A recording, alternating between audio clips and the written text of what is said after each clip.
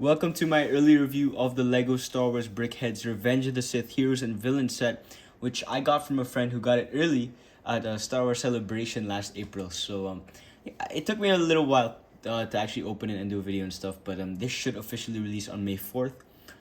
This has 656 pieces and 5 brick-built characters, all from Revenge of the Sith. This is to coincide with the 20th anniversary of Revenge of the Sith, which is actually releasing in some theaters, but not where I'm at. And yeah, the box here looks pretty cool. It has a bit of like markers to I guess denote like what number Brickheads this is. This is actually my first time doing a Brickheads review. Inside the box, we will find, dang, okay, a lot of pieces actually, or a lot of bags. You have 8 here, I think. There's a lot more than I expected. And then, oh, instructions, which are in a little sleeve. You'll find 5 separate instructions for each of the 5 characters. So let's take a look at them right now. So here they are. All the 5 Brickheads here. I'm gonna start with Padme, and then I'll just go in left to right order. So this is actually Padme's outfit from towards the end of Revenge of the Sith when she was on Mustafar here, which I think is pretty good. It's a good looking figure. I like how they illustrated the hair here, which it was kind of in a ponytail, so it kind of stretches all the way back here, which is pretty interesting how they did that. And then the face, I don't know, I really like the way the Brickhead's like face looks. Like it always looks very cute to me. And then she's got a printed tile on the front there to illustrate her like torso print for her outfit, which is pretty cool that it's printed because it looks pretty good. I hope they do that for like all their sets. But yeah, she's got these little hands here, which are just these little clipped pieces there, which I think works pretty well, very cute. And then she's got a little stand here, which very simple build, but I like how they kind of imitate how their head or like their faces look on the stand, which is pretty cool detail that I didn't notice. This one is Anakin, which is a great figure, not really figure, it's more of a build, which I love the way they did like his robes. That looks great. You can see the printed tile up front there, which honestly looks perfect. The way they illustrated the hair is also great, like the messy kind of look, which they use a lot of sloped and like tile pieces for, which I think looks really dang good.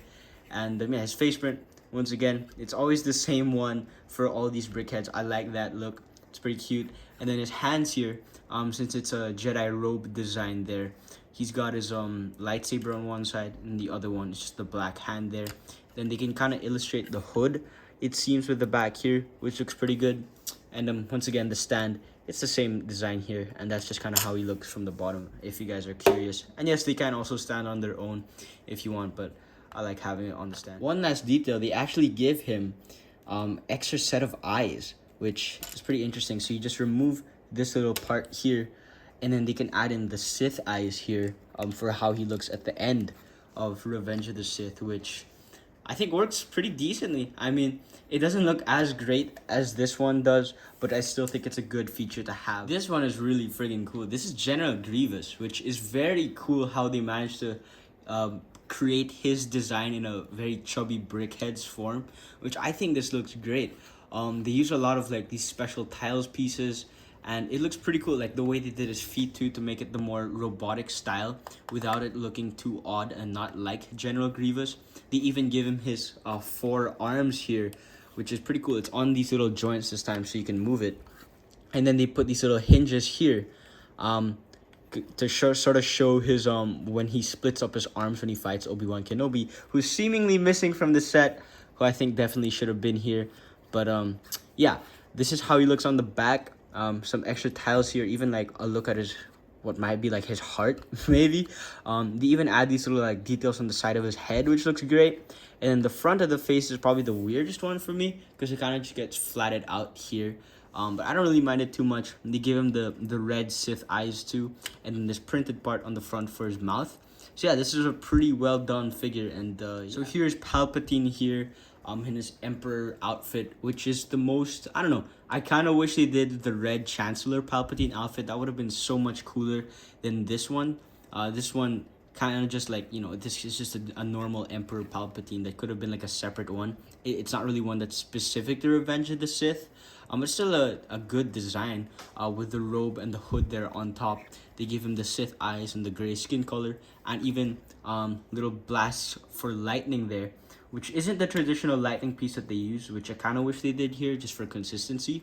But I still don't mind it too much. But yeah, I still would have preferred if they did the red Chancellor Palpatine here, since the next figure we're taking a look at, which is Mace Windu, it would have made more sense because, you know, they had a duel right before, so it would have been a cooler pairing than having this version of Palpatine. Lastly, here we have Mace Windu with his own specialized Jedi robe design for the print here up front, and then they just build around that, which I think looks pretty good in my opinion. They have that hood design piece once again on the back. They give him his purple lightsaber, and then they give these reddish brown little clips there to represent his hands, and then his head is pretty much just a cube, because of course he doesn't have hair in the movie, so they just kind of give these little studs there up top, which is kind of weird that, like, you know, it's just studs and it's not like a flat tile or anything, but I don't really mind too much. But it would have been nicer if they maybe use like smooth tiles just so it looks more consistent.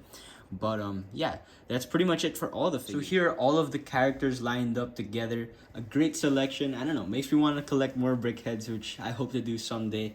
And yeah, I love the figures here. It's really cool to get all of them. And a nice little tribute to Revenge of the Sith. I hope they do more like just anniversary sets for that movie in general. But my one problem is that it's missing Obi-Wan Kenobi, who's like literal like main hero of the movie. Like, all of these figures that we have are great, but like, why is Obi-Wan not here? He literally fights General Grievous and Anakin. He should be in this set. Definitely. Like, Palpatine, like, I don't mind him being in the outfit. Sure, would have been better to be in like his Chancellor outfit form. But you know, I think Obi-Wan is one that's like absolutely missing and should not have been missing for sure.